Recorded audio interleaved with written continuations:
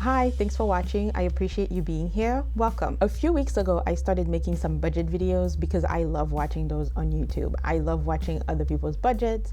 I love watching how they spend their money. I love it all. So I thought that it would be a fun way for me to share and document my journey. But recently, I started thinking about expanding my budget series. And one of the things that I've decided to start doing was reveal my zero-based budget with you. In this video, I am going to go over what a zero-based budget is. I'm going to provide some background information on my family's own zero-based budget, and then I am going to do a detailed breakdown of the previous month's budget. But before we get into it, here's a little bit about me. Hi, welcome to my channel, and I'm glad to have you here. Here's a little bit about my family. Our household consists of myself, my husband, and my toddler. My mom also lives with us, but she's not included in our finances. My husband and I both went to graduate school, but we no longer have student loan debt, fortunately. I work in banking, and he works in aviation. I handle all of the family's finances, and I love my role as the self-appointed CFO. I love talking about all things money, making money, saving money, investing money, and optimizing my portfolio and my finances in general. I look forward to taking you on a wealth building journey with us. I hope you enjoyed the videos and the channel as a whole, and I look forward to getting to know you. I am very open, so feel free to send me messages at any time or starting conversations in the comment section below. Okay, so what is a zero-based budget? A zero-based budget is a method where all of the expenses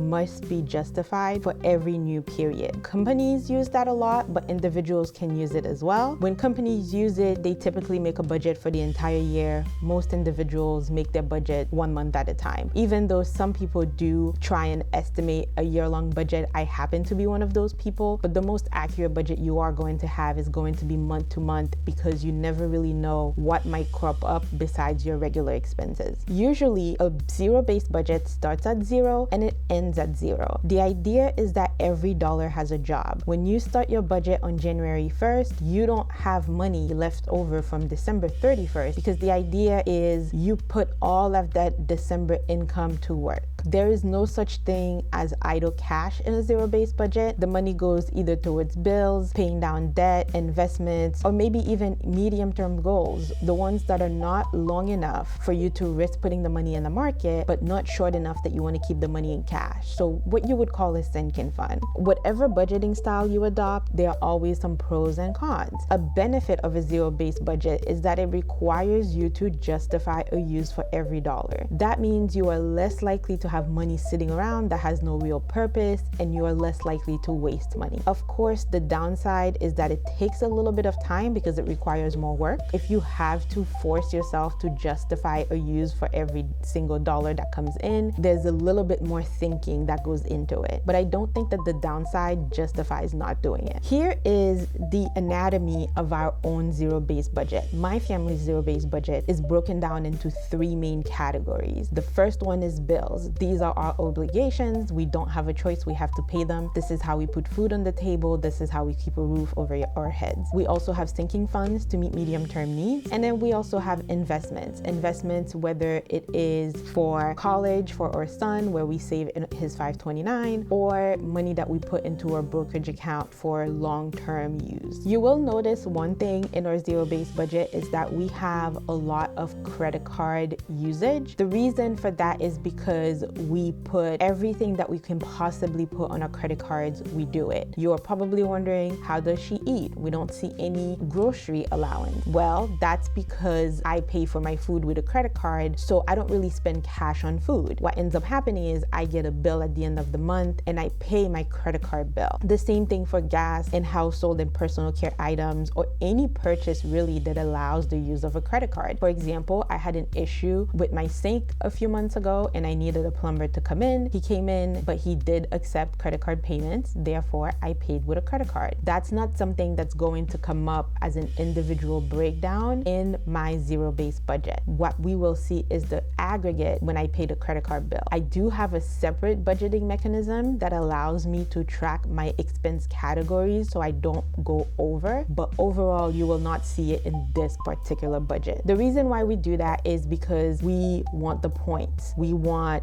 the protection that using a credit card offers. You are much more protected and much more insulated when you use a credit card versus when you use your debit card or even when you use cash. And it also allows for better tracking. I am registered for one of these popular websites that allows you to track every transaction that you create, and by swiping my card, it gets uploaded to that website and I categorize it. Also makes the tracking much easier. Another thing that you will not see in my zero-based budget is things that are related to medical. The reason for that is it goes out, but it also comes right back in within a matter of days, since we use an FSA to file claims and get reimbursed for anything that we spend. The FSA money is still our money, but because it comes out of our paychecks before we ever get to see it, it's not cash that we ever have to really move around. A good example of that would be if I pick up my prescription at CVS. I have a $10 copayment on my prescription. I swipe my credit card for $10. I immediately get a receipt, and within a couple of days, I use that receipt to file a claim and get some FSA reimbursement. That FSA reimbursement goes into my account. I use that $10 towards my credit card bill. So although the money is moving, it's moving in and out in the same amount and it zeroes itself out. So for the sake of simplicity, anything that nets to zero, I completely exclude from this budget. All right, let's get to the previous month's $0 budget. If you are enjoying this video so far, don't forget to hit the like button so the algorithm knows that it's good. And of course, subscribe for more content.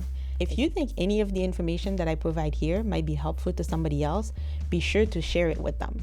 Okay, on my screen here, you can see the spreadsheet for the month of July for the zero-based budget. I break it down in three main categories, which is money in, money out, and then savings and investment. There are some other smaller boxes here that help me with the math and to help me stay on track, and I'll go over them one by one. Remember that for the income, I'm not gonna break down what we got with each item. So for example, I'm not gonna say this is what each rental property brought in, this is what each pay period brought in for us. That's not how it's gonna work, just for the sake of time and to make sure that it's not too repetitive. I'm just gonna do the total for the entire month. So for the entire month, across all three properties, we brought in $5,104. The next line is income from my job. I just work a regular job and I get a paycheck every 2 weeks. Of course, I contribute to retirement, I pay health insurance, life insurance, and I pay my taxes. So after all of my contribution, my net income for the month was $3,557.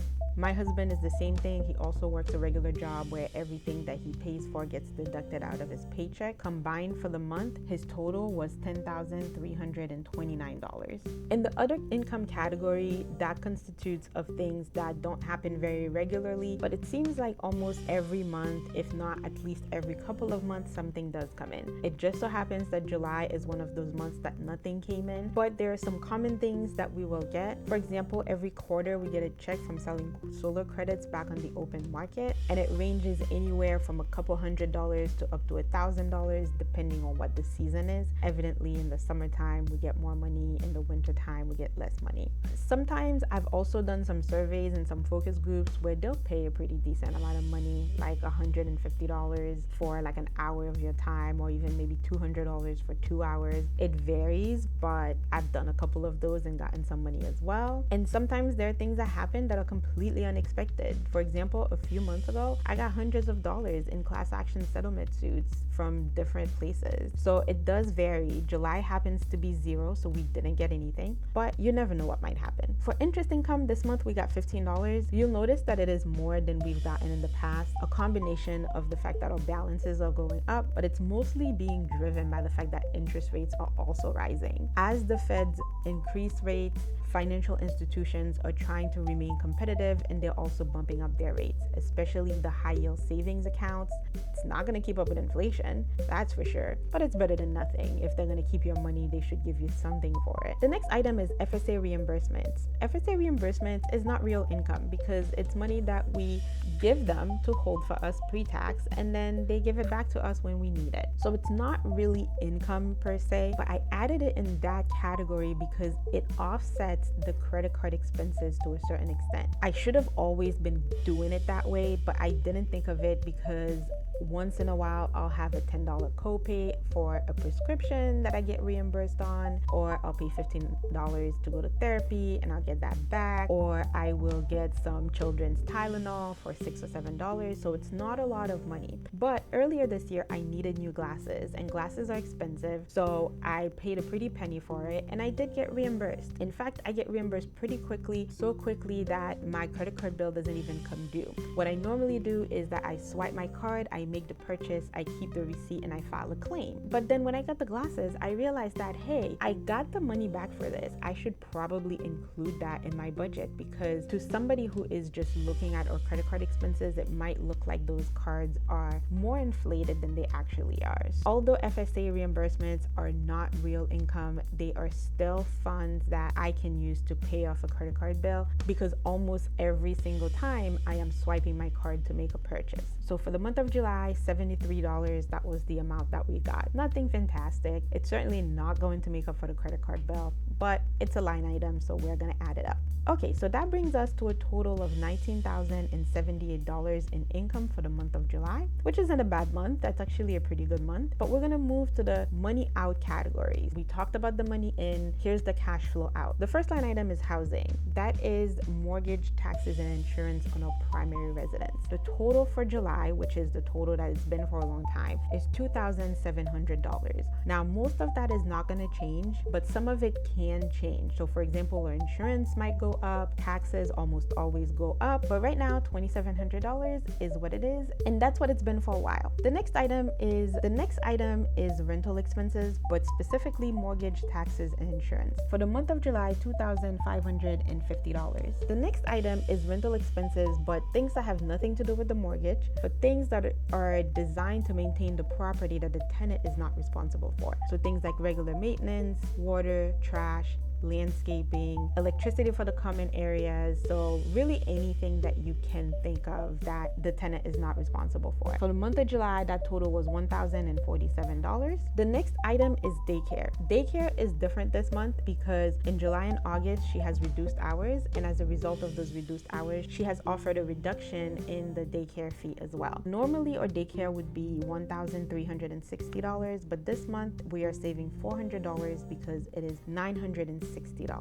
And it's going to be the same thing for the month of August, and then when we resume in September, we go back to having a full week. The fee is going to go back up again. The next item is the car note, $940. I know that's a high car note, but we do have a story behind it. If you are interested, take a moment and check it out, because I'm going to link it in the description box below. I have a video that talks about our experience car shopping, our experience with the loan process, why we needed a car, what kind of car we got, and maybe that will help you understand things a little bit better. The next item on the list is an American Express Gold Rewards card. The PIF that you see in the bracket stands for paid in full. We do use our credit cards for everything, but we don't carry credit card balances because evidently interest rates on credit cards are atrocious. We only use them to get the rewards. Also, since we are in the credit card section, it's worth mentioning. If you are wondering where is her gas for her car, how does she eat, where is her cell phone bill, she has a kid, where are his diapers, everything you can think of that requires running a household, we pay for it on the card unless either people don't accept the card or they charge a fee for the card. Everything else that can go on a card goes on a card, so that includes our cell phone bill when we put gas in the car. With that said, for the month of July, the bill for the American Express card added up to $3,230. The next item on the list is the Chase Sapphire Reserve card. Everything is paid in full, and the bill for that month was $1,350.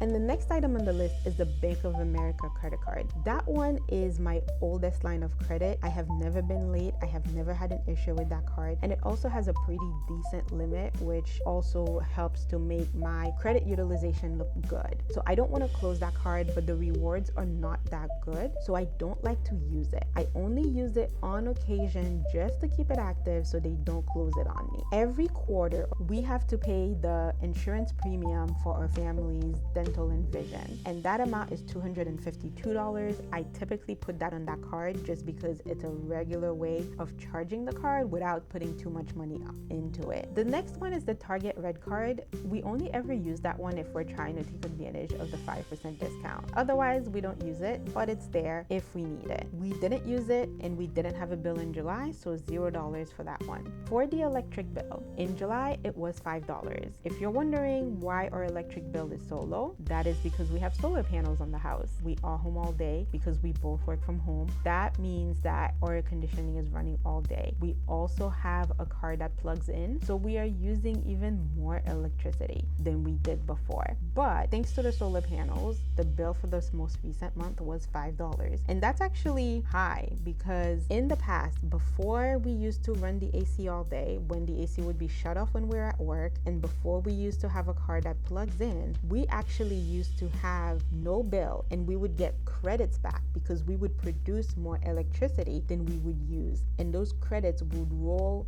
month after month until the days started getting shorter again in the winter, and we would have a bill sometimes in December and sometimes as late as the following January. Really, I would only be paying a bill 5 to 6 months out of the year. So the fact that I even have a $5 bill is considered high for the summertime. If you want to know more about our experience with solar panels, I have a video on that you can take a moment to check it out. I will link it in the description box below. The next item is insurance, but that is personal insurance and car insurance. That would be insurance on our vehicles, but also on the things in the home that the homeowner's insurance does not cover. The homeowner's insurance is escrowed and it is included in that $2,700 total for our housing costs, but it only covers certain things. The additional insurance as well as car insurance for the 2 vehicles that we have, $220 for the month. As far as other expenses can mean a series of things. It could mean unexpected expenses, or it could mean expenses that are expected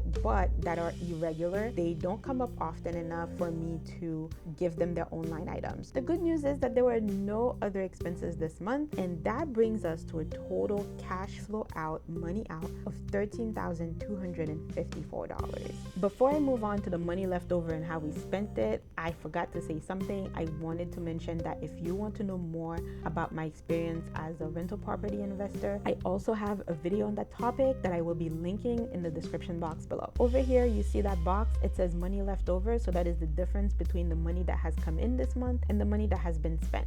That leaves us with $5,824. The goal right here, if you can see in that gray box, is to reach $0. Now, with that said, that means you have to make a plan. So this yellow box right here, or should I say gold box, right? Because wealth, gold. Anyway, I'm so corny. This gold box right here contains my investment plan. I have right here my spouse's Roth IRA. That was $0. The reason for that is because the 2022 limit for Roth IRAs was $6,000. If you watch my previous videos, you will know that we put $1,000 every month starting in January. That means we reached the $6,000 annual limit sometime in June. We don't have any more room to put any more money.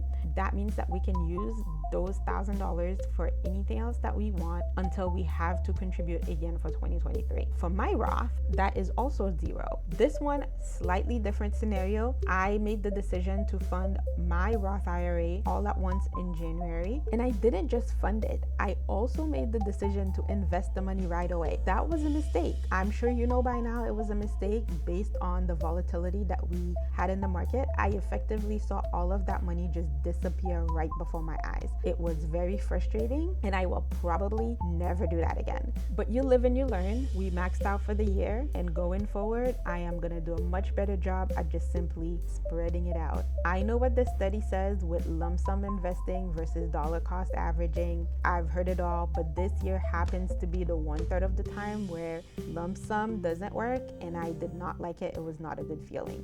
The third item on that list is the 529 plan, which is the college saving plans for my son. Initially, when my son was first born, I decided that I was going to do $6,000 a year. At some point last year, I decided that I was going to do $8,000, and then this year I said, you know what, I'm just going to go right ahead and do $10,000. I have been gradually bumping it up. Evidently, I'm going to stop at some point because you don't want too much money in a 529, but I don't think I'm at that stage yet. I did $1,017 for the 529 this month. I know that looks like a really weird number, but that's because the decision to put $10,000 didn't start until maybe May or June. When I initially was contributing in the first half of the year, I was only putting enough money so he would reach the $8,000. I think that is the math that I did to determine what I would have to put in for the rest of the year every month in order to reach that $10,000 limit. Now, moving on to the brokerage account. Of course, we max out 401ks and we max out Roth IRAs. Those accounts are fantastic. We love them. They're tax advantaged, but they have limits. Since the brokerage doesn't have a limit, and I realized that if I wanted to turbocharge my financial independence, I would have to find other savings vehicles in addition to the regular retirement accounts. With that in mind, when I was making my financial plan for 2022, I committed to saving $18,000 for the year. That is an average of $1,500 every month, and I am pleased to report that so far this year, at the time that I'm recording this video, I have been able to be consistent and I haven't had to make any changes. There's a lot that goes into being able to save and invest. Of course, a good income is key. That is very important because you can't save what you don't make.